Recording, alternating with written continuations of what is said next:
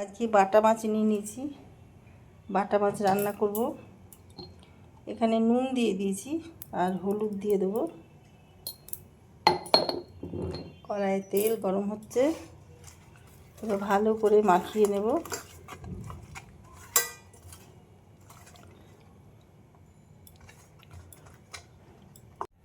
তেল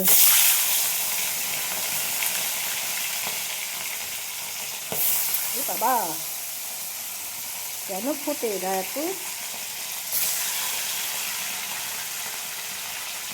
অল্প অল্প করেই ভেজে নেব। আমি সর্ষে পোস্ত নিয়ে নিয়েছি, আগে এইগুলোকে আমি গুঁড়ো করে নেব, তারপরে জল দেবো। দেখো আমি এই পোস্তর মধ্যে যেটা গুঁড়ো করলাম দুটো লঙ্কা দিয়ে দিয়েছি, পেস্ট করে নেবো একসাথে। মাছগুলো ভাজা হয়ে গেছে, ওই তেলের মধ্যেই আমি দিয়ে দেবো কালো জিরে,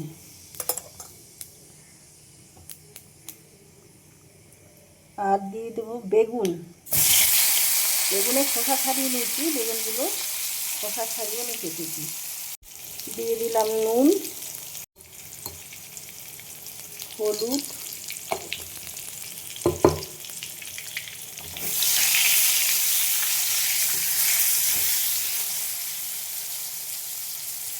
আমি ওপরে খোসাটা বেশিরভাগই ফেলে দিয়ে রান্না করি। খোসা রান্নার পরও ফেলতে হয়, এই জন্য আগে ফেলি, দেখতেও ভালো লাগে আর একটু সফট হয়ে যায়। এবার আমি এর মধ্যে যে মশলাটা করলাম, সর্ষে, কাঁচা লঙ্কা আর পোস্ত, এটা দিয়ে দিলাম।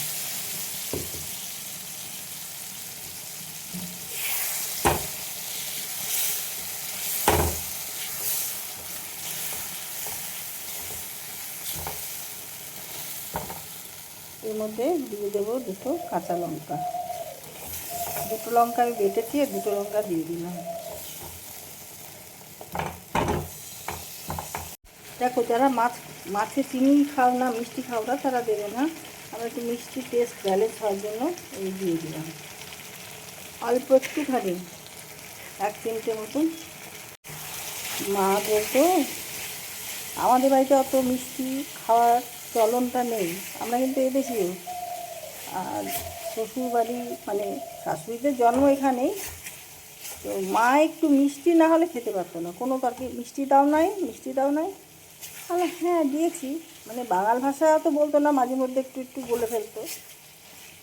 মানুষটা নেই, কিন্তু সব স্মৃতি রেখে গেছে,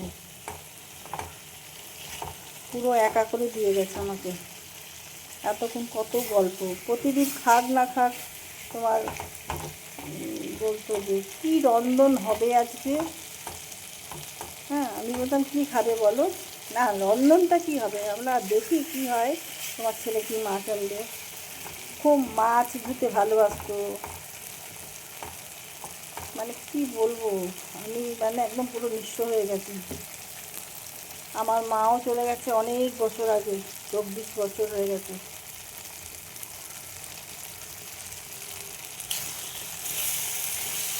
প্রিয়জন চলে গেলে খুব খারাপ লাগে, একদম পুরো বন্ধুর মতো ছিল। দেখো এবার আমি জলটা দিয়ে দেবো। বেগুনটা আমার কষানো হয়ে গেছে, তোমাদের সঙ্গে গল্প করতে করতে।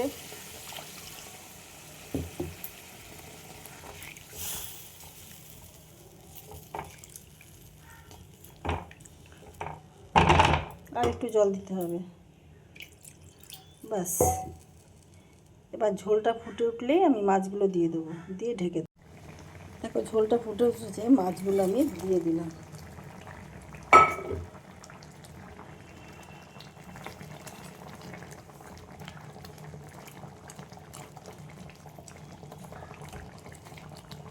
এবার 2 মিনিট আমি একটু ঢেকে দেবো।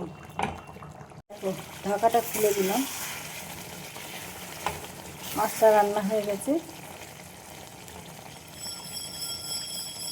এবার উপর দিয়ে একটু আমি সর্ষের তেল দিয়ে দেবো, অল্প একটুখানি। এবার নামিয়ে ফেলবো।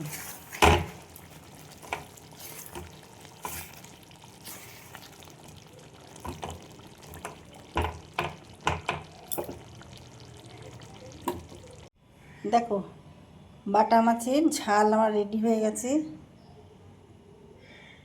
তোমাদের কেমন লাগলো এই রেসিপি ভালো লাগলে আমাকে লাইক শেয়ার কমেন্ট করে আমার সাথে থেকো। ইউটিউব থেকে যারা দেখছো তারা আমার চ্যানেলটাকে সাবস্ক্রাইব করে দিও, এটা আমার রিকোয়েস্ট রইল। যারা সাবস্ক্রাইব করেছো অসংখ্য ধন্যবাদ জানাই তাদেরকে। ফেসবুক থেকে দেখলে পেজটা ফলো করে নিও। তোমাদের এই রেসিপি কেমন লাগলো জানাতে ভুলো না, কমেন্ট বক্সে কমেন্ট করে জানিও। তো ভিডিওটা এখানেই শেষ করছি। চারিদিকে সব মেশিন টেশিন চলছে, ভীষণ আওয়াজ। Thank you.